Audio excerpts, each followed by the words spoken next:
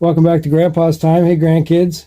So in the first chess video we talked about what the pieces were called and where they go when you start. So now I wanted to show you how they are allowed to move on the board.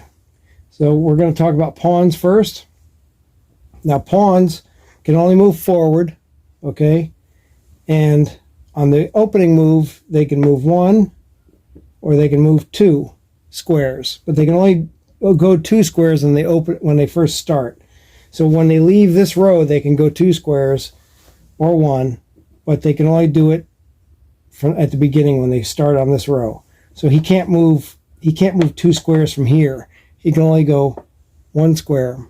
Okay, so that's just moving forward. So let's just say he does that, he does that, he does that. Okay, he does that, he does that, now he does that. All right, so they've all moved forward. Now, to take, a pawn can only take diagonally, okay? So he could take, and he can take. Okay, now they can't take each other this way. They can only take diagonally. Okay? I think that's enough for pawns. There's a few other things to cover with pawns. Well, I'll tell you the one thing. If a pawn makes it all the way down to the other end, it can become whatever piece you want except for the king. It can be another queen if you want. It can be a bishop, rook, knight. It can be anything but a king. All right? But you got to get it all the way to the end, and it's pretty difficult. Happens sometimes. That's movement of pawns. Okay, the next piece we're going to talk about is the knight. And the knight is the only piece that can jump other pieces. All right? And it moves and kind of, I wanted to show you that first. It can jump like that, or like that, or like that. Now I'm going to show you how it moves. So a knight moves in kind of an L shape. All right, so it would go 1, 1, 2.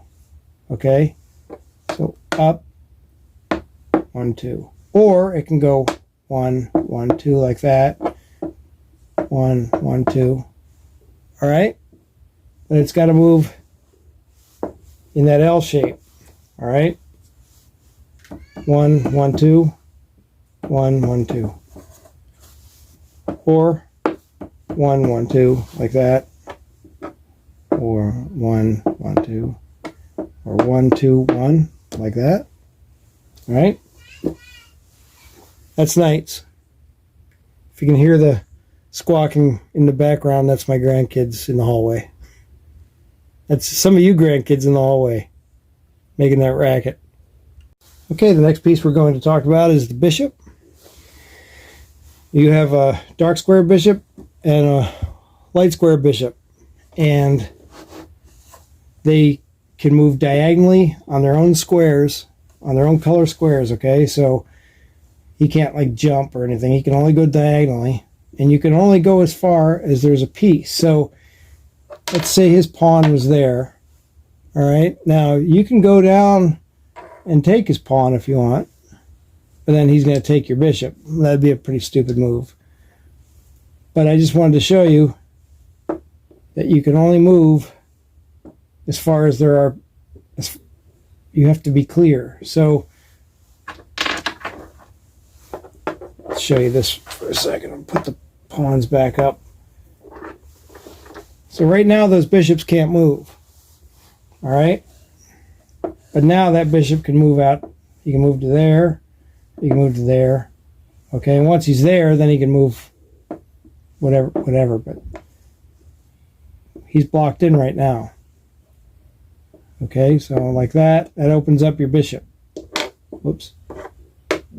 Okay, so they can only move diagonally on their own color squares. And so, like if you had that going on, he could only move to there, which he wouldn't do because he'd get taken. So he'd probably move to like there, and then later on he could go do that. Okay? I do want to say one thing about moving your pieces. When you move your pieces on the board, Let's say you do that. Once you take your hand off, you've committed that move, okay? And a lot of guys will do that, and they'll think about it, and they'll go back. And that's okay. But you should kind of try to look at the board and decide before you do that. But some people will do that, and they'll say, no, I don't like doing that. But once you take your hand off the piece, that's your move, okay? All right, that's bishops. And that goes the same with any piece, but I just wanted to say that. Okay, now we're going to talk about rooks. Rooks are pretty cool. Instead of moving diagonally, they can move forwards, sideways, they can move backwards. But they can only go up and down or back and forth. They cannot go diagonal. And so, like in this case, as long as there's not a pawn in front of him, if there's a pawn, he can't do anything. But let's just say there's no pawn there. He could come down and he could take that piece, right? He probably wouldn't do that because then that rook would take my rook. But that's as far as he can go. He can't go past that. So, he probably wouldn't do that. Okay, that's as much as I'm going to talk about. We'll talk about, there's something with pawns and there's something with rooks that we'll discuss in another video. I'll talk about that at the end. Okay, now we're at the queen. The queen's the most powerful piece.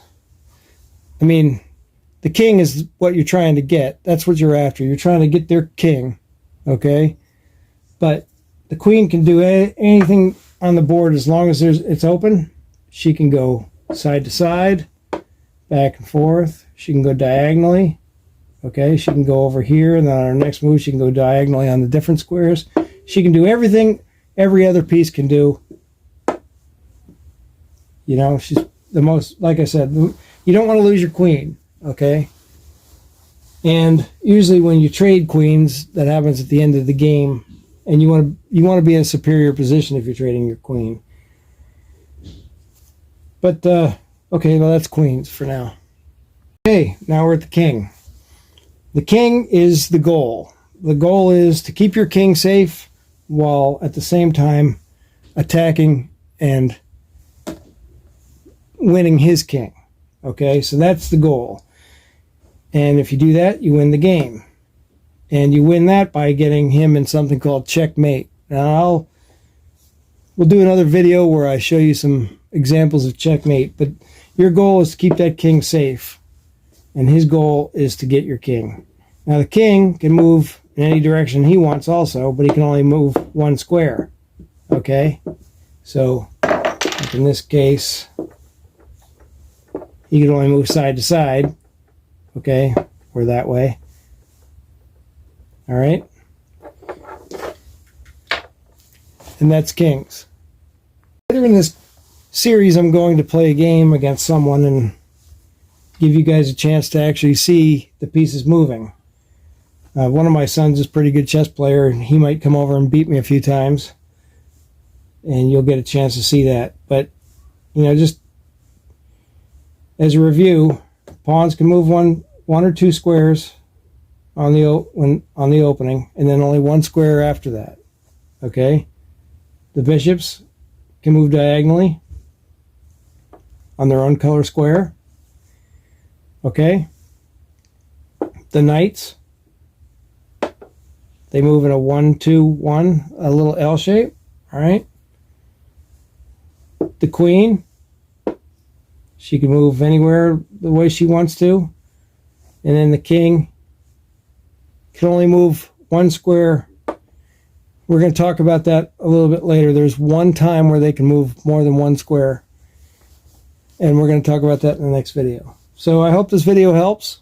If you have any questions, leave them in the comments or talk to Papa. I'm happy to teach you how to play chess. The one suggestion I would say also is to get yourself on something called chess.com. I'm not affiliated with them in any way except that I play on there a lot. I used to be pretty good and I haven't played in a while. But chess.com is a great way for you to learn how your pieces move. Sometimes, especially when you're first starting out, you'll forget or you won't notice that you're in check or something. And chess.com won't let you make the move if you're not allowed to make it. So it's a really great way to get started. In the next video, we're going to talk about something called castling, and we're going to talk about en passant. Okay, en passant has to do with pawns, and castling has to do with your rook and your king, okay, in either direction. Okay, they can castle this way and they can castle that way. And we're going to talk about that in the next video. All right, thanks for watching.